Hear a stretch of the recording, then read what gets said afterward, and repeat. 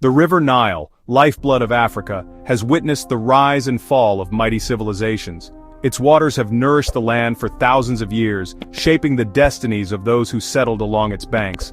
From its source, deep in the heart of Africa, the Nile winds through deserts and valleys, carrying stories of ambition, struggle, and triumph. To the north, Egypt's pyramids and pharaohs are legendary. Their monuments, colossal and enduring, have become symbols of ancient power and mystery, drawing the world's fascination for centuries. But travel south, and you enter Nubia, home to the Kingdom of Kush. This land, often overlooked, is where the desert meets the river, and where a different story unfolds. Here, golden dunes and rocky cataracts shaped a civilization of power and mystery. The landscape itself was both a challenge and a source of inspiration, forging a people who learned to thrive in extremes. The Kushites mastered their harsh environment, harnessing the Nile's floods and navigating its rapids. They developed ingenious irrigation systems, transforming arid land into fertile fields, and built boats to connect distant communities along the river. For centuries, Kush's story was overshadowed by Egypt, known only as a rival or trading partner. Yet the relationship between these two civilizations was complex, marked by war, alliance, and the exchange of ideas, goods, and beliefs. But Kush was more, a center of innovation, commerce, and military might that once ruled Egypt itself. Its armies marched north, its rulers wore the double crown, and its influence stretched far beyond its borders. Its kings and queens built temples and pyramids that still stand, silent witnesses to a lost glory. These monuments, unique in style and purpose, reflect a civilization proud of its heritage and achievements. The ruins tell of warriors, builders, traders, and artists, a bridge between the Mediterranean and Africa's heart. Through their art and architecture, the Kushites left behind clues to their beliefs, their daily lives, and their dreams. As we journey into Kush, we uncover a tale of resilience, cultural fusion, and a legacy that endures. Modern archaeologists continue to reveal new secrets, piecing together the story of a people who shaped history in ways still being understood. The story of Kush is a lost chapter of human history, waiting to be rediscovered. Join us as we explore the wonders, mysteries, and enduring spirit of this remarkable civilization. Kush thrived thanks to its unique geography in modern-day Sudan, nestled along the Nile between Egypt and sub-Saharan Africa. The Nile's cataracts protected Kush from northern invasions and shaped its destiny. To the south, resource-rich lands provided ivory, ebony, incense, and gold, goods in high demand in Egypt and beyond. Kush became the vital link between Africa's riches and the Mediterranean world. Caravans passed through Kushite cities taxed and traded, fueling prosperity. Egyptian goods flowed south while African treasures moved north. This constant exchange made Kush a cosmopolitan hub, rich in culture and resources. Gold from the deserts and fertile riverbanks sustained its people and rulers. Geography, trade, and natural wealth forged Kush into a powerful, independent kingdom. Kush's early history is rooted in trade, where the land's unique geography shaped its destiny. The vast deserts, fertile riverbanks, and strategic position between sub-Saharan Africa and Egypt made Kush a natural crossroads for commerce and culture. Around 2500 BCE, the rise of the Kerma culture marked the beginning of a powerful civilization. Kerma's people built monumental mud brick structures and established one of Africa's earliest urban centers. Kerma, the first great Kushite city, became a commercial gateway, its wealth built on gold, ivory, and cattle. Merchants and travelers from distant lands converged here, exchanging goods and ideas that enriched the city's culture. Egyptian pharaohs coveted Kushite gold, fueling both trade and rivalry. The Nile became a lifeline, carrying treasures north and bringing foreign influences south. The society at Kerma was sophisticated, with powerful rulers buried in grand tombs. These burial mounds filled with treasures and offerings reflected the wealth and spiritual beliefs of the Kushite elite. Artisans crafted exquisite pottery, tools, and jewelry, showcasing remarkable skill and creativity. Their work connected daily life to the sacred and to the wider world. As Kerma's influence grew, so did tensions with Egypt, leading to invasions and occupations. The struggle for control over resources and trade routes shaped the region's history for centuries. Despite Egyptian dominance, the Kushites absorbed foreign culture while preserving their own identity. They blended Egyptian motifs with their own traditions, creating a unique and enduring legacy. They waited patiently, learning and adapting until the time was right to reclaim their independence. Through resilience and wisdom, The Kushites endured hardship and change. The spirit of Kush endured, setting the stage for a new era of power.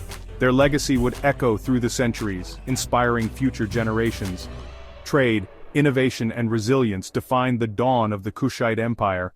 The markets bustled with life, and the people's ingenuity laid the foundation for greatness. The seeds of greatness were sown along the banks of the Nile, where the story of Kush began and a trading empire was born. For centuries, Egypt dominated Kush, imposing its culture and rule. Yet Egyptian occupation planted the seeds for a dramatic reversal. As Egypt weakened around 1070 BCE, Kushite rulers at Napata claimed the mantle of true pharaohs. They saw themselves as restorers of order, chosen by the god Amun to reunite the Nile Valley. The Kushite advance was relentless, winning support from Egyptians weary of chaos. Renowned for their archers and military skill, the Kushites combined force with religious legitimacy. Soon, the Black Pharaohs, rulers from deep Africa, would claim Egypt's throne. The students had become the masters, forging a new, unified empire. The rise of the Kushite pharaohs marked a turning point in ancient history. The dream of a unified Nile, long cherished by the people of Kush, was finally realized by King Pi, a visionary leader who rose to power in the 8th century BCE. Around 744 BCE, Pi launched a bold campaign that would forever change the course of African history, conquering Egypt and bringing the lands of the Nile under one rule. Pi's campaign, meticulously chronicled on his victory stele, was not just a military conquest, it was framed as a holy mission to restore order and justice to a divided land. The stele's inscriptions reveal Pi's deep devotion to the gods and his belief in the divine right to rule.